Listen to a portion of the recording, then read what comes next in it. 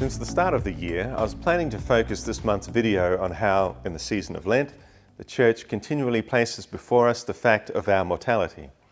This is perhaps most noticeable in the Ash Wednesday liturgy, when Catholics have their foreheads smudged with black ash, while the priest whispers to them, "Remember that you are dust."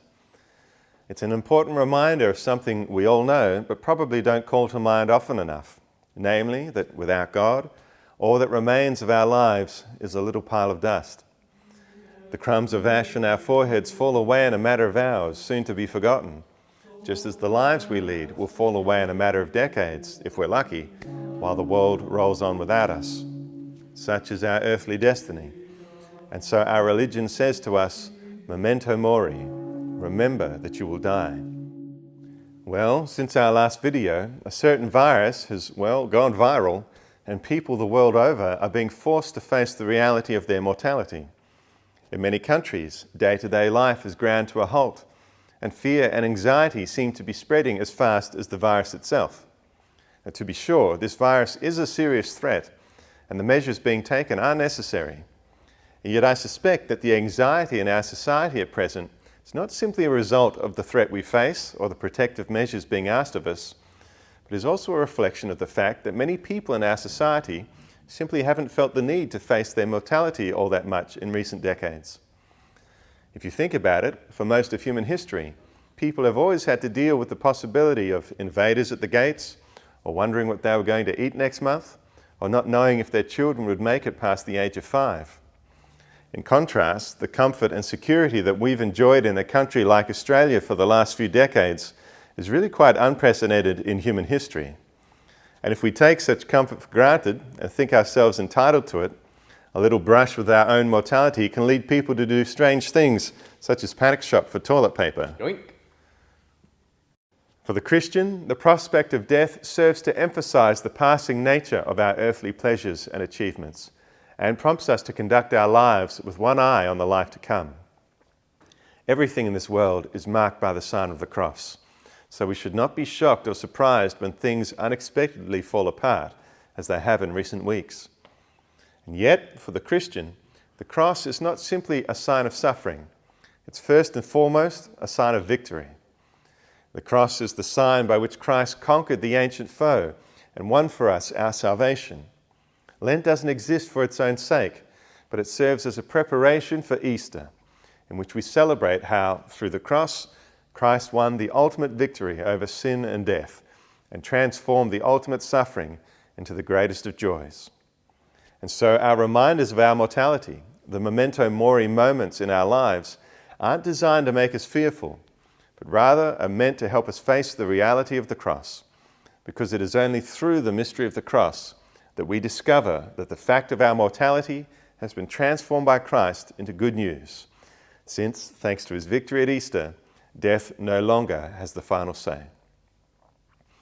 And so the fact that the world is going through this collective brush with mortality during Lent is, for us Catholics, rather interesting timing.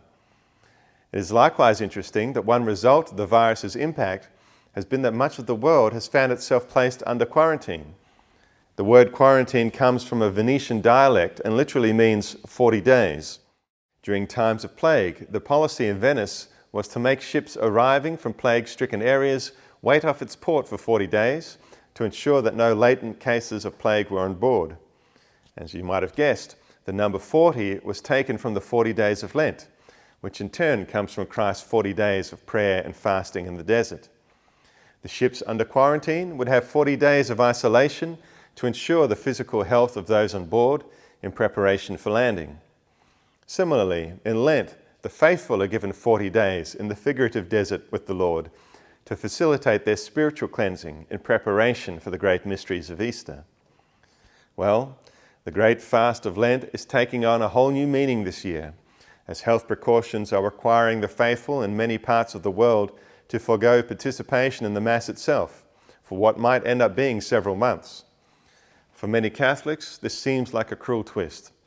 It is precisely our faith that helps give meaning to our suffering, and as the Second Vatican Council emphasized, the Eucharist is the source and summit of our faith, both the origin and the goal of all our spiritual desire. It goes without saying that this is a very difficult situation, and many bishops have spoken about how they agonized over making such a decision. And yet, as the mysteries of Holy Week show us, our God knows a thing or two about bringing light and life from the sorrows of this world. So let me finish with a few thoughts on how the faithful might approach their present inability to be present at Mass. The expression, "absence makes the heart grow fonder," can sound like a trite cliché, but it's a cliché for a reason, namely that it's often true.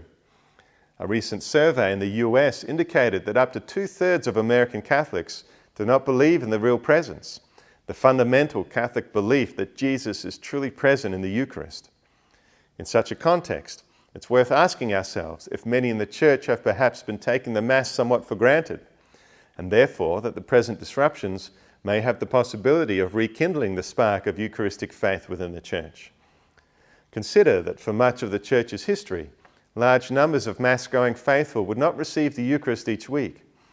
And there have likewise been many times when the faithful of various regions have had to go without the Mass for extended periods, during war or persecution, or because of distance or illness. It's generally been during such times that the great devotions in our faith have risen to the surface.